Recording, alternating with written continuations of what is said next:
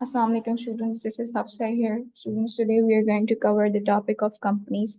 और हमारे पास पेपर है अक्टूबर नवंबर 2022, paper variant is 2-3. So question हमारे पास क्या given है? The following information is taken from this statement of financial position of C Limited. अब हमारे पास जो कंपनी है उसका यहाँ पे नेम क्या है? C Limited है. At 1st September 2021 उसका year start हो रहा है 1st September 2021, तो year end कब हो रहा होगा? 31st August 2022. यहाँ पे we are given with the further information. Let's read that. Company ने डिबेंचर्स इश्यू किए हैं 60,000 के, और उस पे इंटरेस्ट रेट क्या है? ये हमारा इंटरेस्ट रेट है 5%.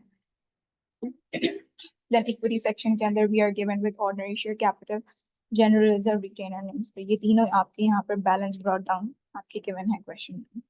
और during the year ended 31st August 2022 company ने ये ट्रांजैक्शंस को इनकर किया हुआ.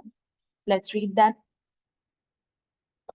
A final dividend payment of 12,000. Company ने फाइनल डिविडेंड पे किया है 12,000 का.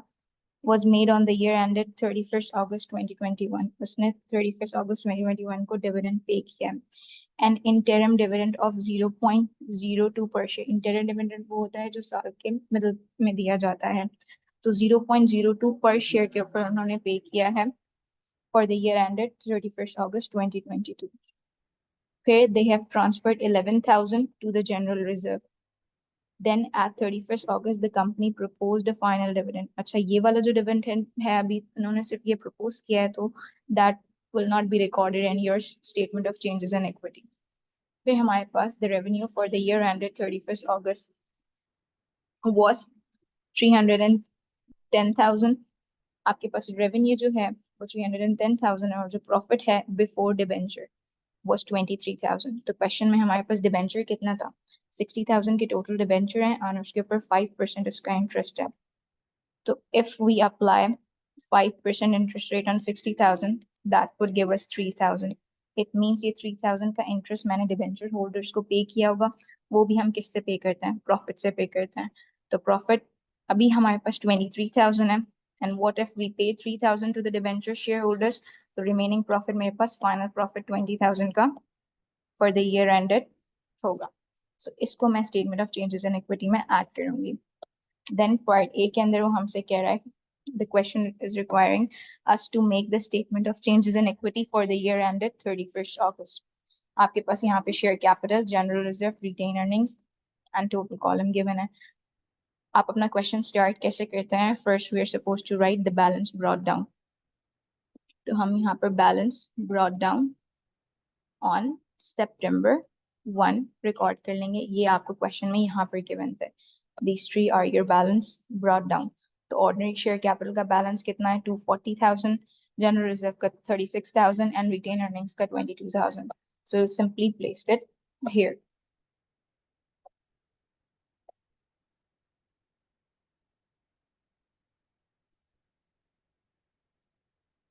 और इन तीनों का हम टोटल करेंगे तो हमारे पास आ जाएगा 298,000.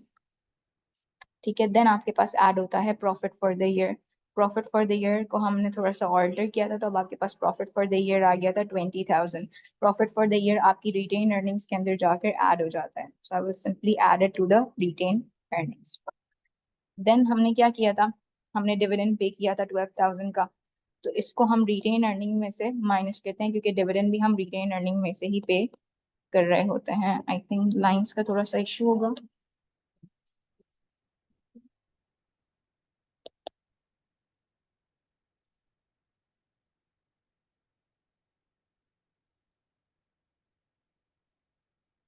10,000 का डिविडेंड था, तो डिविडेंड हम पे करेंगे, तो बिजनेस से पैसे जो आ रहे होंगे, so we will subtract it. फिर हमने क्या किया है? फिर हमने इंटरिम डिविडेंड पे किया है 0.02 पर share.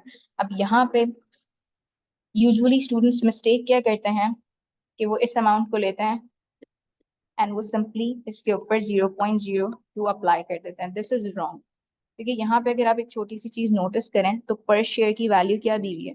0.5.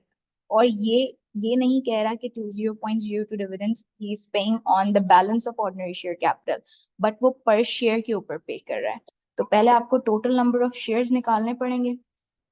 So total number of share निकालने के लिए इफ एक शेयर की प्राइस 0.5 है तो टोटल नंबर ऑफ शेयर निकालने के लिए आप 240,000 को डिवाइड कर देंगे 0.5 से, that would give us 480,000। It means आपके टोटल नंबर ऑफ शेयर्स इतने हैं। अब इसके ऊपर आप ये 0.02 अप्लाई करेंगे तो आपके पास टोटल इंटरिम डिविडेंड की अमाउंट आ जाएगी, दैट इज 9600। अब इंटरिम डिविडेंड की अमाउंट हमारे पास ये है, रिटेन अर्निंग में से हम लीस्ट सब्ट्रैक्ट करेंगे।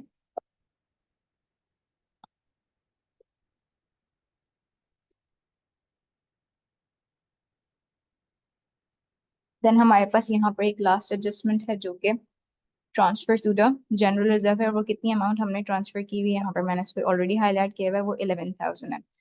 तो जनरल रिजर्व में से भी जो हम अमाउंट ट्रांसफर करते हैं वो हम सिंपली रिटेन अर्निंग में से उसको निकालते हैं एंड देन हम उसको जनरल रिजर्व में ट्रांसफर कर देते हैं। तो आपके जनरल रिजर्व में ऐड हो जाएगा और रिटेन अर्निंग से सब्ट्रैक्ट हो जाएगा।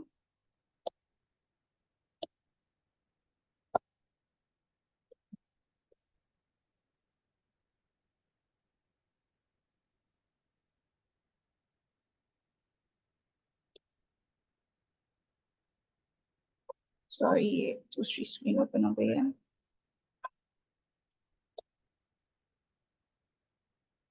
अब ये जो अमाउंट है हम इसको टोटल में भी यहाँ पर लिख लेते हैं।